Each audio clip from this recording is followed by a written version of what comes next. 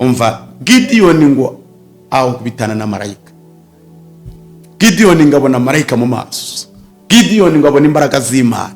Gideyoni abona gukomera kw'Imana. Gideyoni ngo arakubona ngo Imana imwiyeretse kuko yari yegereye Imana. Igera hepfo iramubwira ngo Gideyoni, nubwo abaguhiga kugira ngo bakwice bahari, nubwo imbaraga zikwica zuzuye zakugose, ariko humura ntupfa. Abarozi barahari, abafite ibyuma, abarimo gutongera, abarara babyina, ibyo bintu bimeze nk'amasaka bamena hejuru, ibyo bintu barabita izo mbeba bohereje ziyo kukuneka, iyo miserebanya, ibyo bikeri, ibyo izonyo birimo kujoga byinjira mu cyumba cyawe, iyo nzoka ujye ubona wabonye muri toilette ndetse zikaza no mu rugo, ibyo bintu ndimo poshandari ni ibintu bikomeye bakoreje kugira ngo bikugirire nabi. Ariko ijuru ryatabaye mama, ijuru ryatabaye papa, ijuru ryatabaye. Muri ubwo bucuruzi wararanguye ibintu shitani yorejemo imungu. Muri ibyo bishyimbo, muri ayo masaka ufite imyenda, imbeba zarakwinjiriye zimaze nyere zikegeta imyenda kandi mvadi abadayimoni bahera ahantu heza hagaragara. Iyo bagiye kurya ikote barirya mu bitugu, ntabwo barirya mu kwa uzateremo ikirema. Bahera mu bitugu abantu bazakureba ugenda, kavuga bati dore ni ikirema. Wagishyiramo se cyaboneka? Ntabwo bikunda. Izi ntozi bakoherereje ibintu birara bigutondagira, uburo wirirwa usara, ibintu biva mu maso yawe, ibintu biva mu matwi yawe, ibintu biva mu biganza, ukuntu bimwe bigenda biguruka bimeze nk'amababa. Ijuru ryambwiye ngo aba ni abadayimoni bari mu kukuneka, bari bagiye gukohereza urupfu ugapfa ukindutse. Imana ikurinze gupfa ukindutse.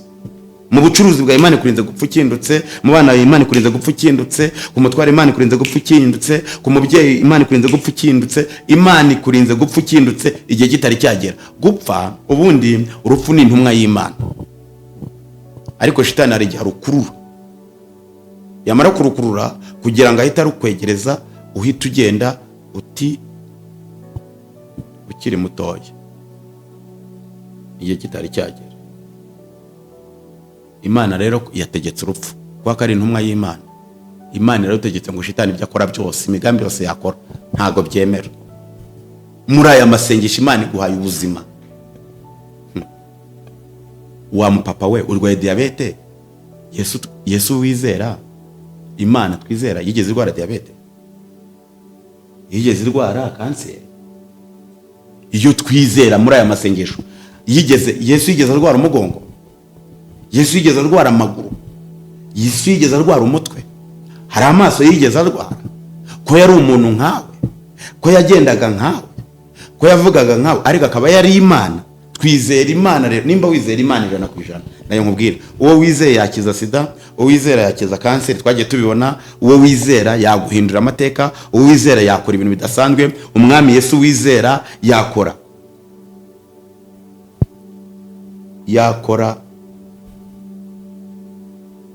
igitereko kigahagarara kikakugota, kigahirika ibindi bitereko by'abadayimoni.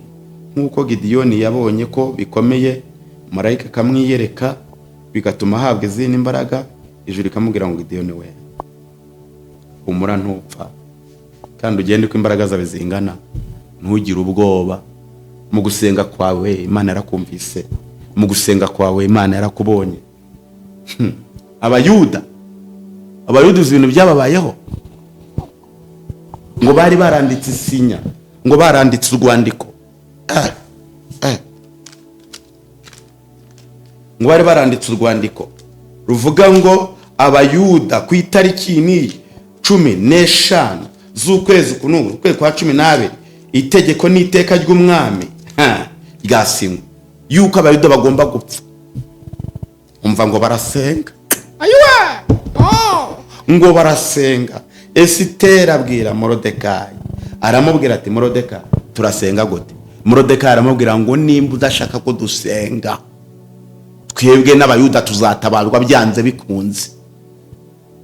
Tugomba gusenga ukajya kutuvuganira ibwami. Umva ikintu cyanejeje, ngo barasenga, ngo basenga iminsi 3. Ngo mu gusenga Imana irongera irivuga, iravuga ngo urwandiko rwanditswe ruvuga ngo mugomba gupfa, itegeko n'iteka ry'umwami ubwo ryendaga gusohora mu kwezi kwitwa Adari kwa 12, ngo Abayuda bapfe.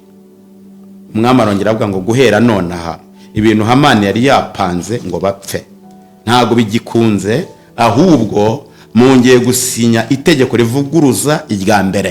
Itegeko riragarutse rivuguruza irya mbere, rivuga ngo nimwakire kubaho, rivuga ngo nimwakire kubaho. Ubumwe bw'Abera Ministries, aho amavuta kandi agira amateka ubuzima bugahinduka.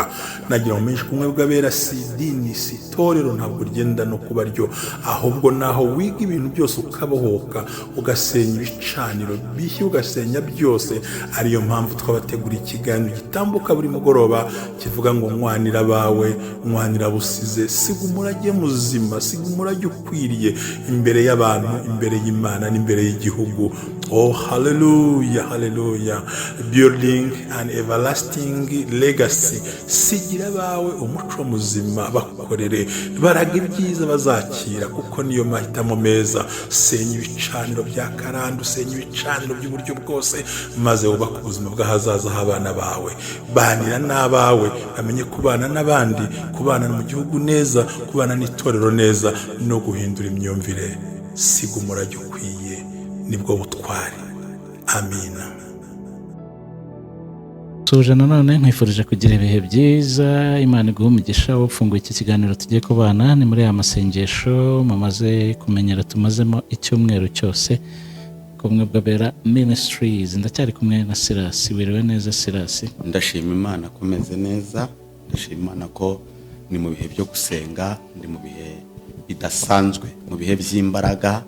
Ndashimira Imana yagiye ikora ibintu bitangaza, ndashimira Imana yabanye natwe, ndashima Imana ko ibintu yakoze ni ibintu abantu babonye, bagiye bavuga iby'Imana yabakoreye, ko Imana yababohoye, ko Imana yabakuyeho imigozi, ko Imana yabakuye mu nzobo, ko Imana yakoze ibintu bidasanzwe, irigaragaza nk'Imana. Kandi Imana ikora nk'Imana, ikavuga nk'Imana, igategeka nk'Imana, ikabishyiraho nk'Imana, ikanaturengera nk'Imana, ikanaturwanira nk'Imana. Nongeye kugaruka mbabwira ngo muri abantu beza, yemwe bantu tubana hano ku bumwe bw'Abera, mwarakoze. Imana ibahe umugisha, ukuboko kwiza k'Uwiteka kubayeho. Nari mbabwiye ngo Uwiteka bampere kurama, murame muhiriwe, murame muguwe neza, kandi Imana yo mu ijuru itabeshya, itikanga, ibampere kugubwa neza mu izina rya Yesu Kristo. Amen. Amen. Jeri buriya ndagukunda. Urakoze cyane, nanjye nuko ariko by'umwihariko nkakunda Mushumba. Bibuke karwaye, ndamukunda cyane. Ndibuka Mushumba, impamvu mukunda Mushumba ye aza kuyobora iwacu. Mva je aza kuyobora aho nakoreraga umurimo. Bari barampaye kujya kuvuna kuri ahandi hantu hazaba umudugudu. Yego. Kubera amavuta nari mfite. Banjyana ahantu habi kujya kuvuna. Aho hantu twagiye kuhavuna, mageze abantu baza ari benshi.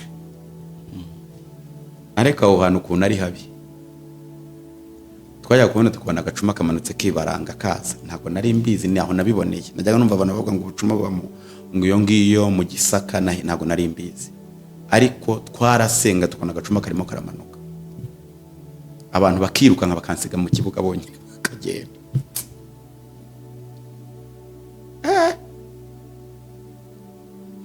Ikindi gihe hari umudiyakoni twabanaga, icyo gihe yamanutse ku igare ricika feri, aramanuka igare rijya hejuru y'inzu iyo twasengeragamo, nawe ajyaho. N'ubu aracyahari, n'igare ryaracyagenda shaba. Turangije kubera ibintu byo kuba bamutwara, haza umujura atwara rya gare.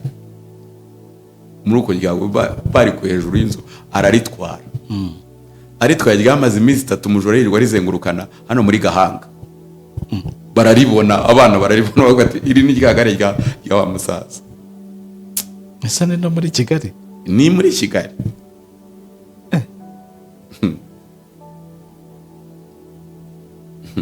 N'ahantu hitwa Rwampaye, ntabwo mpatsinda. N'ahantu hitwa Rwampaye, abantu baho baranzi narakoreye. Iyo nzu bari barayikoremo ibintu by'imihamuro. ndagenda ndahavuna abantu baruzura amarema korari, ibintu birakomera ariko Imana abantu bamwe ntavuze babonye yuko hagiye ku mudugudu ngo banyimike bahita bavuza induru batereka ibyo bintu ntabwo tubyemera ariko turakomeza dukora umurimo. Imana yadushyigikira. Leta y'u Rwanda ihita ibona insengero z'akajagari si nziza, ihita ivuga ati muzikureho.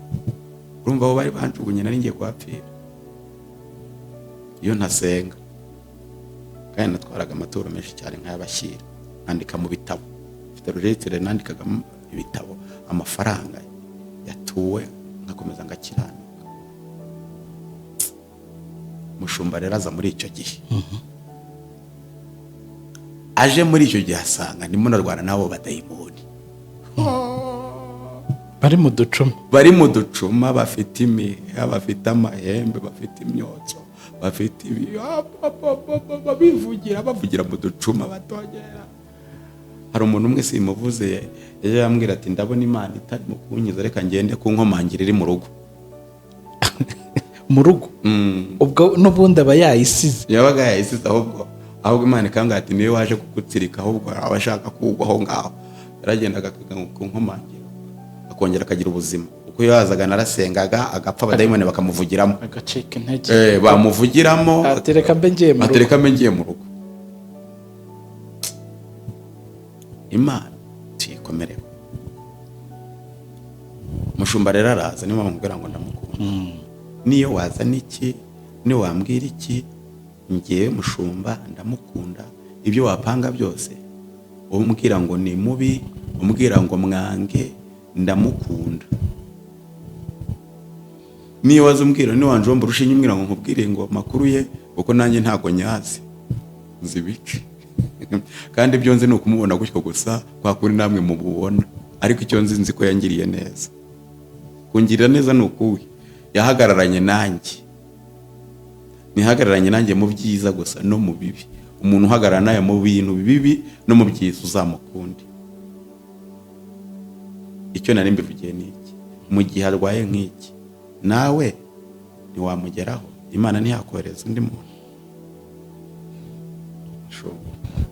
Hari abantu benshi bamubona ubu ngubu ariko batamuzi, ariko dushimiye Imana ishoboye byo. Hari umuntu wigeze kumbwira ngo ariko buriya nguko mubana kandi ngo akaba atabwiriza mu itorero rya ADEPR, ngo urabona wowe uzahabwa akanya. Ndamubwira nti hari umuntu yishe, ndabwira nta muntu yishe, kandi njye nimba mbana n'umuntu muzima hari ikibazo mfite? Nta kibazo mfite. Ndagira ngo rero mbabwire ngo Imana ifite gahunda yo kohereza umutabazi wihuse. Urupfu rwari ruri imbere yawe, nta kintu kigutwaye, Imana iragutabaye. Gahunda yo gukomeza gutanga mituweli irakomeje pe, no gufasha Seeds of Joy bakava mu mirire mibi, nabyo ni umurimo mwiza. Nabwiye ngo mbabwire ngo Imana yirukanye imbaraga z'umwijima ziri mu guhaguruka ngo ziteze abantu gupfa bakenyutse. Ziteza abantu gupfa bakenyutse. Dusome Abacamanza 6:23. Abacamanza 6:23. Abacamanza 6 ibice 6 umurongo wa 23, ariko hera kuri 22. Maze Gideyoni amenye ko ari marayika w'Uwiteka, aravuga ati ni ishyano mwami Imana, kuko mbonye mu maso ha marayika w'Uwiteka turebanye. 23. Nuko Uwiteka aramubwira ati humura witinya ntupfa. Imana ikumugisha.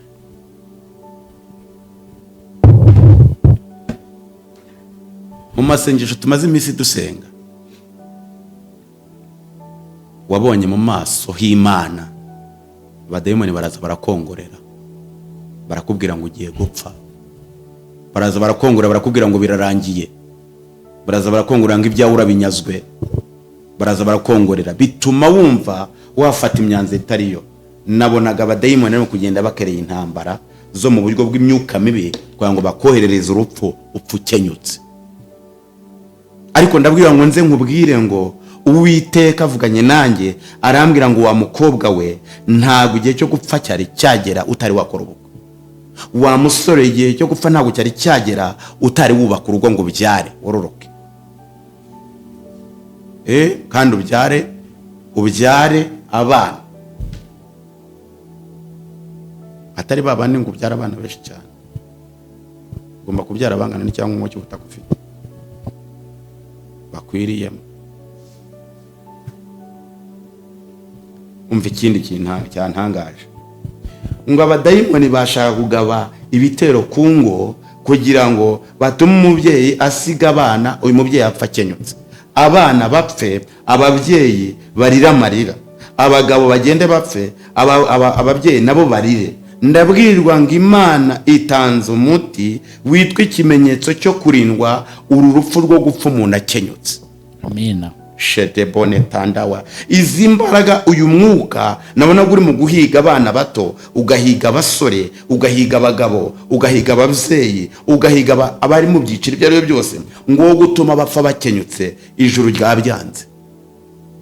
Gidiyoni ngo mwihame yahagazemo ryo gusekura ingano, ndetse ngo amena ibigirwamana ngo byari aho ngaho, ngo arabimenagura ngo n'igicanira gisesa cyose akivanaho, ngo ndetse barahaguruka baramurwanya, ngo muri uko kumurwanya baravuga ngo ubundi uyu Gidiyoni wo kwa Yowasi yigize incyomotsi kubera iki? Yowasi aravuga ati ubundi muramushaka iki umwana wanjye? Nimba izo mana yazimenaguye, nimba yazishwanyaguje, mwaretse izo mana, nimba ari imana zikirwanirira, murajya kumurwanyiriza iki? Umva amakuru rero, umva Gidiyoni ngo aho kubitana na marayika. Gidiyoni ngabona marayika mu maso, Gidiyoni ngabona imbaraga z'Imana, Gidiyoni abona gukomera kw'Imana, Gidiyoni ngo arakubona ngo Imana imwiyeretse kuko yari yegereye Imana. Igera hepfo iramubwira ngo Gidiyoni, nubwo abaguhiga kugira ngo bakwice bahari, nubwo imbaraga zikwica zuzuye zakugose, ariko humura ntupfa.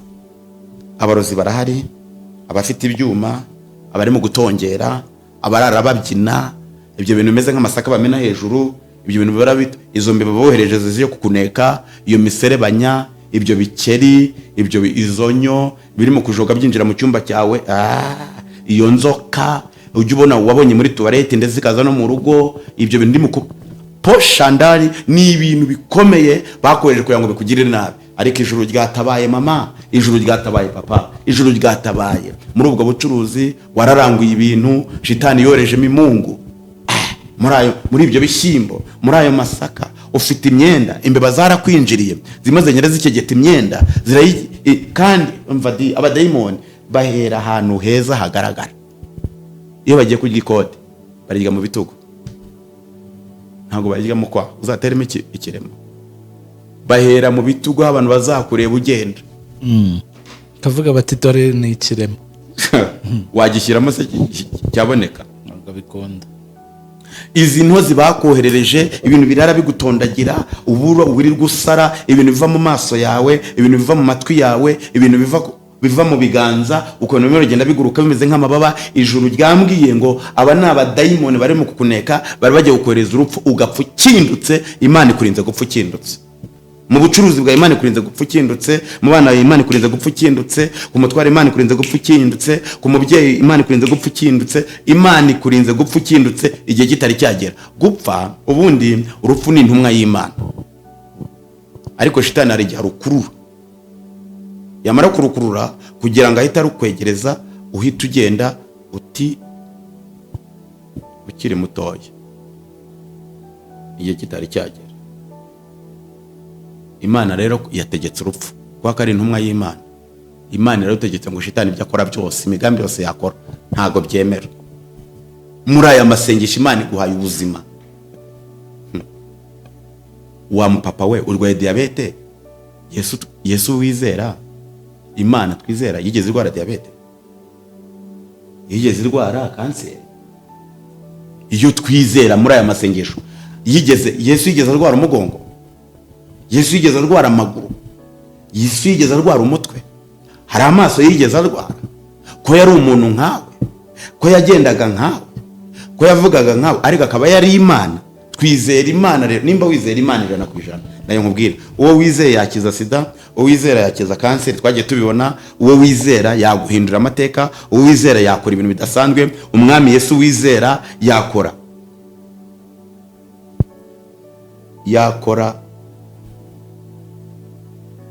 igitereko kigahagarara, kikakugota, kigahirika ibindi bitereko by'abadayimoni, nk'uko Gideyoni yabonye ko bikomeye, marayika akamwiyereka, bigatuma ahabwa izindi imbaraga.